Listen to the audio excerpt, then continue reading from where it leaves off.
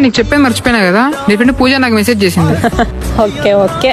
ఎందుకు నవ్వుతున్నావు? హో అదే, నేనే పూజా సెల్ నుంచి నీకు మెసేజ్ చేసిన. అది నువ్వు నాకు చెప్తావా లేదా అని, నన్ను ఫ్రాడ్ చేస్తున్నావని టెక్స్ట్ చేసిన. పర్వాలేదు, తప్పించుకున్నారా నా కొడక్క. నిజంగా టైట్ గా ఉంది, అందుకే ఇంటికి పోతానా మీరా? సరేనా?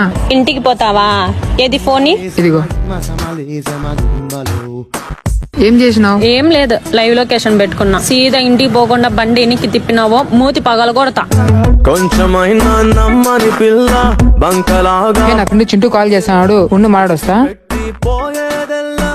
ఇలా చెప్పు చింటూ.